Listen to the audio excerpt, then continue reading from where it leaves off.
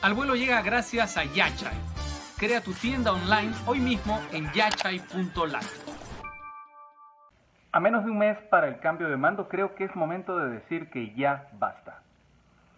Ya basta de perpetuar esta narrativa de fraude impulsada por Fuerza Popular que hace aguas por todas partes, que se contradice, que se inventa caminos nuevos cuando descubre que los anteriores han fracasado, que, como ha reconocido Daniel Córdoba, no tiene pruebas que la respalde y que está impulsada desde la mala fe, la necedad y la intención de desconocer la voluntad de una mayoría ciudadana. Ya basta de arrastrar con esta estrategia que tanto daño le está causando al país, que lo asoma al abismo del desgobierno, que ha llevado a algunos sectores a coquetear con la posibilidad de un golpe de Estado y que podría ser saldado con una conflictividad social de la que los vivos no tenemos memoria. Basta ya de persistir en este discurso que está sumiendo al Perú en la peor de las incertidumbres, lo que frena la recuperación económica y acelera la huida de dólares, algo que, a decir de numerosos economistas y analistas, es muchísimo peor que la constatación de un gobierno de Pedro Castillo. Ya tuvimos suficiente polarización, esta situación de fractura, de enemistad nacional, con un país partido en dos mitades que se miran a la distancia con recelo, que viven realidades distintas y no hablan el mismo idioma, algo que solo consigue enervar más los ánimos y desalienta la moderación de Perú Libre y el cambio de su discurso sobre economía y democracia a posturas más moderadas y sensatas. Ayer murió el militante de Perú Libre Zacarías Meneses, que fue agredido por simpatizantes de Fuerza Popular junto con otros seguidores de Pedro Castillo el jueves 24 de junio, cuando llegaron al frontis del Jurado Nacional de Elecciones en apoyo de Perú Libre. El ministro del Interior, José Eliche, ha dicho que la muerte de Meneses fue resultado de una enfermedad, aunque la policía ha iniciado una investigación en tanto se asegura que fue resultado de acciones violentas. Acciones violentas que se han vuelto comunes, que incluyen la hostilización a magistrados del Jurado Nacional de Elecciones y al jefe de la OMPE, Piero Corbeto, de grupos que se han multiplicado y radicalizado. Basta ya de esta violencia y a menos de un mes del 28 de julio, basta ya de retrasar un proceso de transición de mando en un país que ya tiene bastantes problemas. ¿Qué tal? ¿Cómo está? Yo soy Raúl Tola, esto es Al Vuelo. El día de hoy vamos a estar con el abogado Julio Arbizu.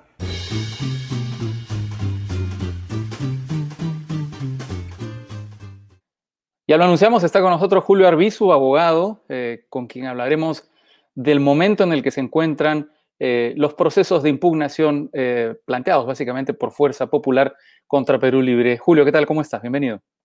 Muchas gracias, Raúl, por la invitación.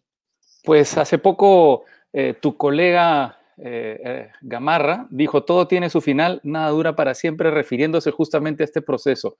¿Qué canción cantarías tú?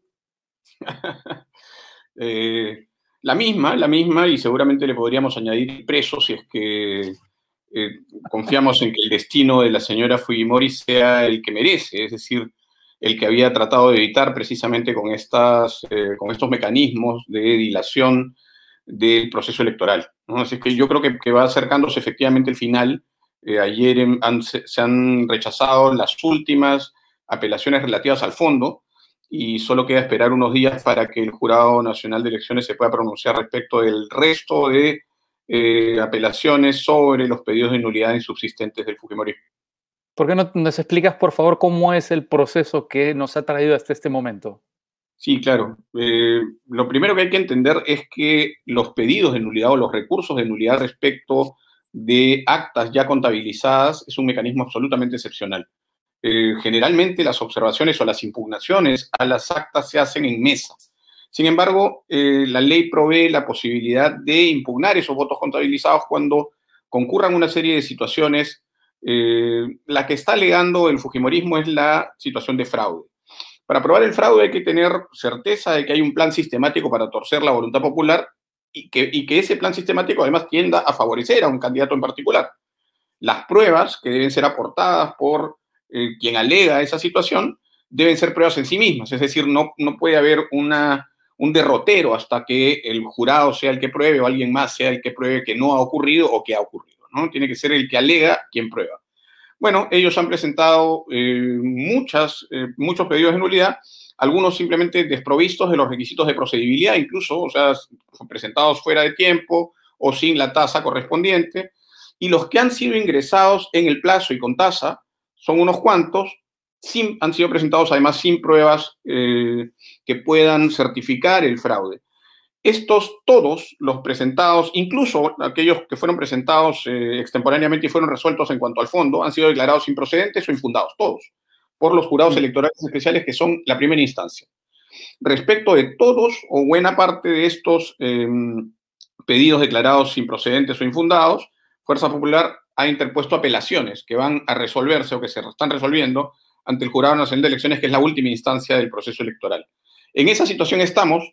El jurado ha resuelto todas, como te adelantaba, todas las nulidades o los pedidos de nulidad relativos al fondo, es decir, que fueron presentados con los requisitos de procedibilidad y que meritaban una respuesta sobre el fondo. Todos los ha declarado infundados. Solamente quedarían aquellos que fueron en su momento presentados sin los requisitos de procedibilidad y que el jurado debería resolver todos en bloque, deliberativamente, es decir, sin audiencias de parte. Ahora, ¿cómo se ha comportado el magistrado Rodríguez Montesa? Bueno, sabíamos que Rodríguez Montesa venía también, digamos, arrastrando investigaciones relativas a su participación o cercanía con esta organización criminal llamada Los Cuellos Blancos del Callao, igual que su antecesor, el señor Arce Córdoba.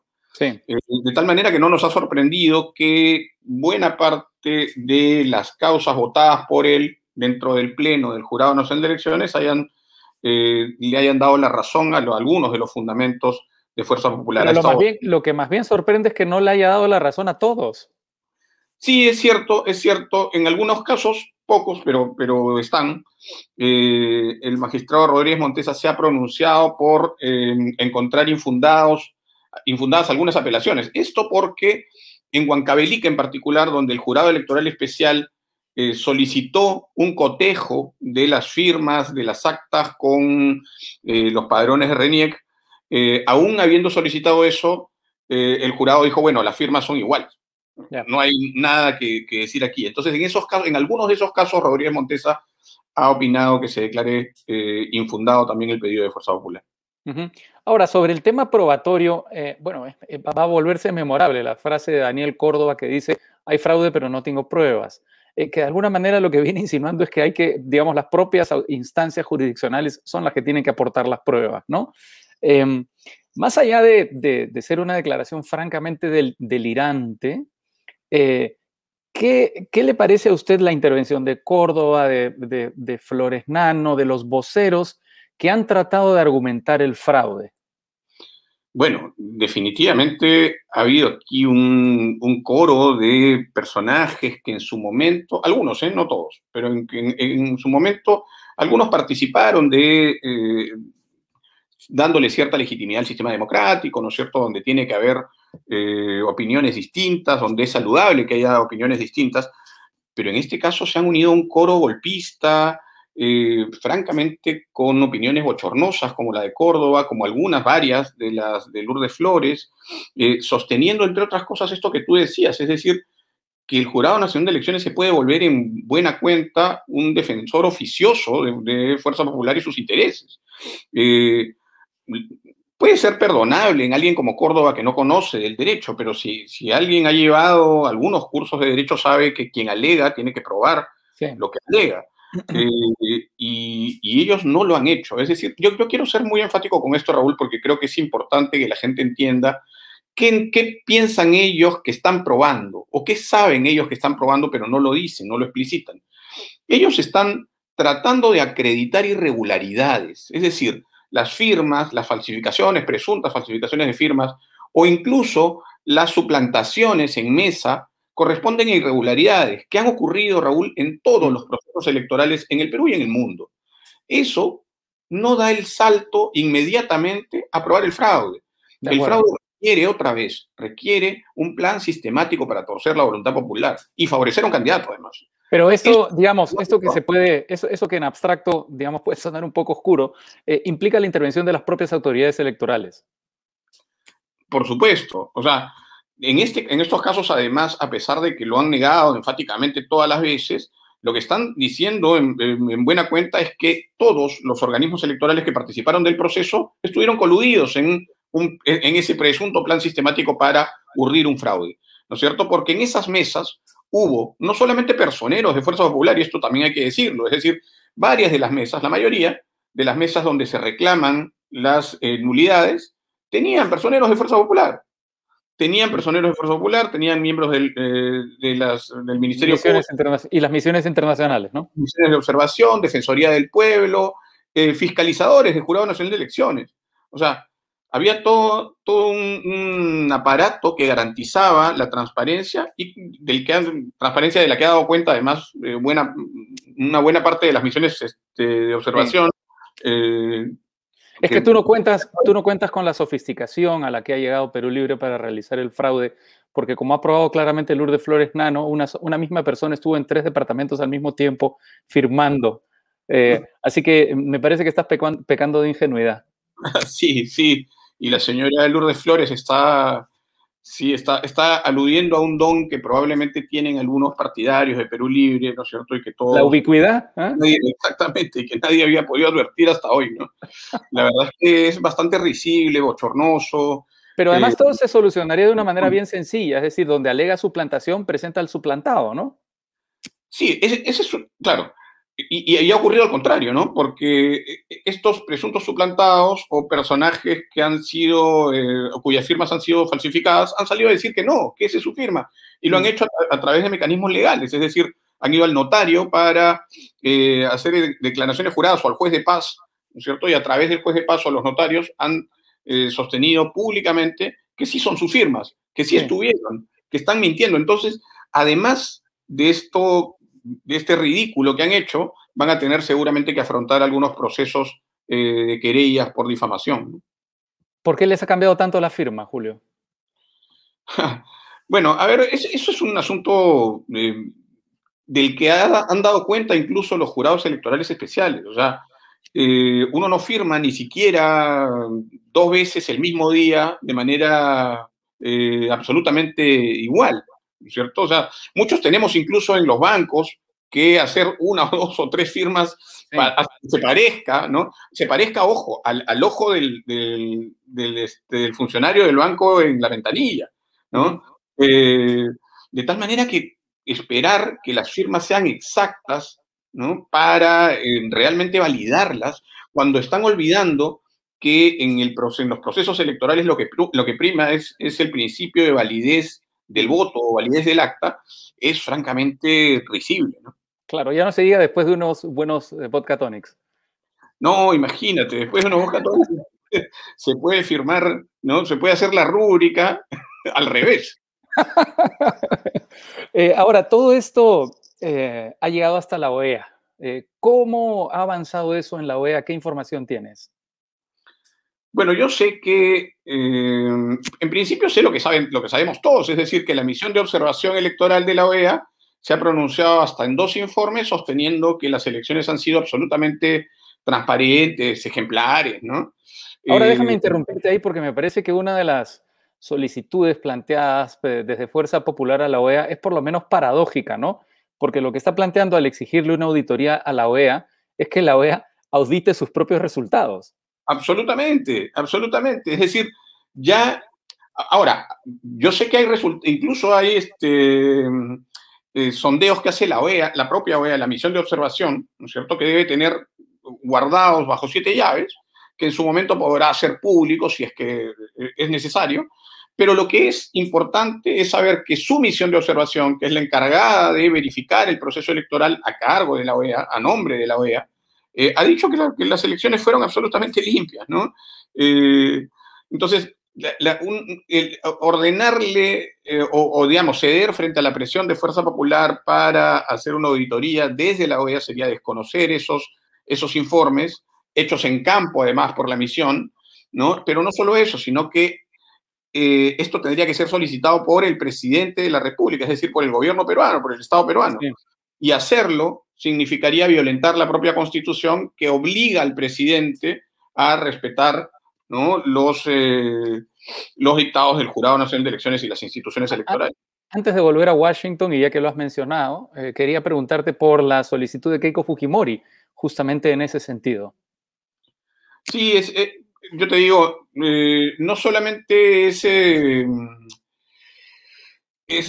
contradictorio con sus alegaciones iniciales en las que sostenía que no era posible que el presidente se involucrara en el proceso electoral, y ahora dice lo contrario, le pide que se involucre, sino que constituye un pedido de hacer un ridículo internacional. O sea, le está pidiendo en buena cuenta al presidente que haga un ridículo absoluto en términos internacionales, primero abdicando de su responsabilidad y deber de obedecer a la justicia electoral, que es absolutamente independiente y autónoma, y segundo, porque es pedirle a la OEA, ¿no es cierto?, como tú dices, que audite a sus propios funcionarios, a su misión de observación.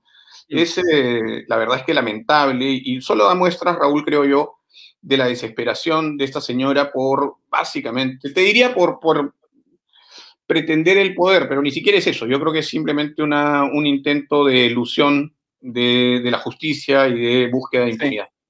Ahora, yo soy crítico de Pedro Castillo, a mí me parece un peligro, pensamos distinto en ese sentido, pero es indudable que quien ha ganado las elecciones tiene que ser el presidente.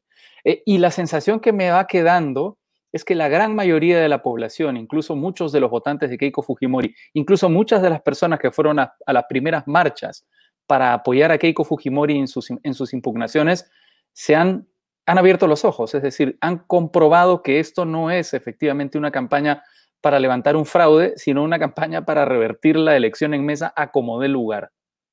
¿Cuál es tu lectura política, digamos, de este momento electoral? Me parece que es un momento crítico, Raúl, por varias razones. Primero, por lo que sigue, creo yo, siendo un riesgo para la democracia, estos llamados a la dilación o mecanismos dilatorios que no son otra cosa que el alargamiento de los resultados que incide directamente en la salud del sistema democrático en el país, ¿no es cierto? De un lado eso, de otro lado estos intentos de hacer que alguien más ingrese dentro de los mecanismos establecidos para proclamar un presidente de la República que ya ha sido elegido por el voto popular. En tercer lugar, la posibilidad todavía latente, lamentablemente, de que haya o siga habiendo llamados a las Fuerzas Armadas para que de alguna manera diriman o se pronuncien respecto de de quién es el ganador. Sí. Entonces creo que hay todavía un riesgo latente, a pesar de la contundencia de la victoria, no en términos numéricos, porque puede parecer la distancia entre uno y otro candidato todavía corta, aunque sea más amplia que la que separaba a Keiko Fujimori de Kuczynski, pero, digamos, esos riesgos todavía sí, o subsisten, ¿no? Pero creo que es importante lo que dices, además, creo que hay una buena parte de quienes votaron por Keiko Fujimori que ya saben, ¿no?, que la entraña misma del fujimorismo no es compatible con la salud democrática del país, y creo que esto puede empezar a representar, ojalá, la verdad es que lo digo como demócrata, el principio del fin del fujimorismo, ¿no? Uh-huh. Volviendo a Washington, ¿cómo ha sido recibida la misión, digamos, fujimorista por la OEA? Bueno, mira, yo alguna vez he estado varias veces en Washington, en la OEA en particular, y conozco un poco el frontis del edificio principal. Al costado hay un café Juan Valdés, ¿no? Estos tres impresentables parecen haber ingresado al Juan Valdés, seguramente hasta allí los ha ido a recibir algún funcionario de mando medio de la OEA, y han salido a hacer una conferencia de prensa en la que hay dos personas con celulares tomándoles fotos, ¿no? Y han dicho una serie de cosas bastante risibles, ¿no? Para una antología de payasos de la política. La verdad es que, y eso además lo han televisado, o sea, lo han difundido a través de los medios de comunicación, como si fuera pues la gran presentación o la gran prueba de que les han hecho caso. O sea, ni siquiera los han recibido en la propia OEA. No, tengo serias dudas de que hayan ingresado, ¿no? Ellos graban las imágenes en la puerta de la OEA. Te repito, ahí al lado hay un café Juan Valdés del que pueden haberse guarecido de la ola de calor que ataca a Washington. Se deben haber tomado ahí un smoothie, ¿no? Y conversado con algún funcionario de mando medio de la OEA, y después han salido ahí como se presenta en las fotos, a declararle a dos o tres personas que estaban, dos o tres sujetos con carteles, digamos, con proclamas fascistas, a declararles sobre lo que lo que habían conseguido, ¿no? Un smoothie no creo, porque el smoothie es de rojos, Julio. Bueno, digamos, ayer 29 de junio, se cumplieron 5 años de el día en el que se proclamó la presidencia de Pedro Pablo Kuczynski. Es decir, ya estamos jugándonos los destiempos, los descuentos. Eso tiene una especial complejidad, tomando en cuenta que estamos frente a un gobierno de transición, el de Sagasti, y un gobierno con muchas indefiniciones como el de Pedro Castillo. ¿Será posible realizar, con el tiempo que cada vez es más corto, una transferencia de mando ordenada? Ese es uno de los riesgos, pues, y eso es una de las situaciones a las que nos ha llevado esta situación, esto generado por el fujimorismo, ¿no? Yo creo que esta transición debió empezar ya hace bastante tiempo. Recordemos incluso, Raúl, que algunos medios de comunicación, poco tiempo después del final del conteo de votos por la OMPE, hace 5 años, ya daban a Pedro Pablo Kuczynski como el virtual presidente electo, ¿no es cierto? Esta vez ni los medios, y por supuesto mucho menos Fuerza Popular y su lideresa, han querido reconocer esa derrota del fujimorismo, del candidato de esos medios, de la candidata de esos medios, digo, y por el contrario, ¿no? Se han venido resistiendo hasta hoy, que incluso hoy porque habría que decirlo también, mira, aun cuando se resuelvan en el Jurado Nacional de Elecciones todas las actas que restan en las apelaciones, se resuelvan, declararlas infundadas, el margen entre un candidato y la candidata perdedora, entre el candidato Pedro Castillo, ya no se puede acortar. No se va a revertir de ninguna manera. Numéricamente es imposible. Entonces, estamos frente a un presidente virtual, efectivamente. Solamente falta la proclamación. Ahora, esta virtualidad y esta certeza debería haber generado ya espacios donde la transición empiece a darse por lo menos de manera informal. Y sin embargo, eso no ha ocurrido. No se han constituido los equipos de transferencia. El gobierno está esperando también cautelosamente que eso ocurra, porque hay esta polarización que ha planteado el fujimorismo y que es nociva para la democracia, insisto, ¿no? ¿Todavía no has comenzado tu transición como ministro de Justicia? No. A ver, un poco para hacer un disclaimer. Yo no soy miembro de Perú Libre, yo soy militante del Movimiento Nuevo Perú, y como parte del Movimiento Nuevo Perú integro esta plataforma amplia que desde el derecho, nosotros en particular, hemos tratado de integrar para defender el voto, porque aquí hay otra paradoja que han planteado estas personas y que sostienen que toda su labor ha sido en función de defender el voto. No han defendido un solo voto, lo que han hecho es tratar de robarle votos al contrincante. O sea, cuando dicen defiendo mi voto, no se dan cuenta que su voto está contabilizado por la OMPE, que su voto nadie lo está tocando. Lo que han hecho, en buena cuenta, es ir allí a los lugares más alejados del país, los más pobres además, donde muchos de los ciudadanos y ciudadanas de esos lugares, de esas comunidades, no tienen otro derecho que el derecho al voto, para quitarle el derecho al voto. O sea, lo que estamos haciendo nosotros en buena cuenta es defender a esos votos, defender la legitimidad de esos votos que está defendida además por el principio de validez del acta y validez del voto, ¿no? Finalmente, Julio, se habla mucho, digamos, de la puesta a prueba de la institucionalidad democrática de nuestro país, sobre todo del sistema electoral, que se dice, pues, está demostrando sus falencias. Ahora, mi impresión es que es lo contrario, ¿no? Es decir, mi impresión es que el sistema electoral no está diseñado para aguantar esta clase de presiones. Desde la mala fe, hay que decirlo con claridad. Sí. Ahora, claro, bueno, eso sí. Ha aguantado, hay que decirlo también. O sea, eso no podemos negarlo. Efectivamente, claro. Lo otro sería ponernos en la situación de siempre estar frente a perdedores tan infames como el Fujimorismo, ¿no? O sea, si cada vez que hay una elección en la que el margen que separa en segunda vuelta al candidato o la candidata ganadora o ganador del candidato o candidato perdedor, vamos a entrar en este tipo de situaciones, pues efectivamente habría que afinar la legislación electoral de tal manera que no exista posibilidad, ¿no?, de, vía estas interpretaciones afiebradas, poner en jaque, como se ha puesto, al sistema electoral, y no solamente el sistema electoral, sino el sistema democrático del país. Bueno, el sistema democrático se puso en jaque en los últimos 5 años, a partir también de alegaciones de fraude.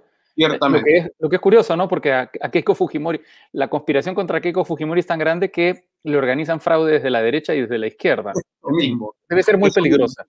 Ayer me ha parecido muy gracioso, además, encontrarme en algunos programas de televisión de estos canales que difundieron de manera tan sesgada la información electoral durante la primera y la segunda vuelta, encontrar a conductores con algunos, con una señora en particular que es una directora de un pasquín difusor de fake news, sosteniendo las diferencias entre las derechas que ahora soportan o no soportan a Keiko Fujimori, ¿no es cierto?, frente al gobierno de Castillo. Ya lo dan por hecho, ¿no?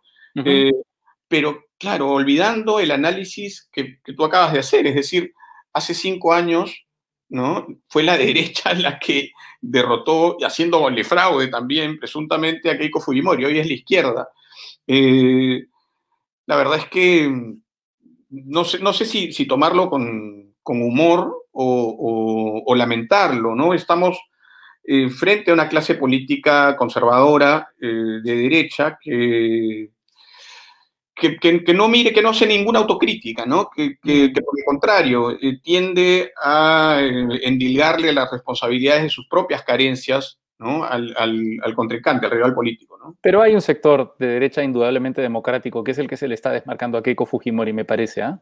Yo creo que sí, que ojalá, digamos, ese sector, que además no tiene representación lamentablemente en el Parlamento, por ejemplo, tiene una representación muy escasa en el Parlamento, ojalá que sea esa la derecha que digamos, que pueda asumir tareas desde ese espectro de la política nacional, ¿no? Así es, Julio Rizzo, muchísimas gracias por haber participado en Al Vuelo, ha sido un gusto. No, por favor, un gusto también para mí, Raúl, un abrazo grande por allá. Un abrazo grande, muchas gracias. Y muchas gracias a ustedes, como siempre, por acompañarnos. Nos volvemos a encontrar el día de mañana a las 3 de la tarde aquí en Al Vuelo. Permiso.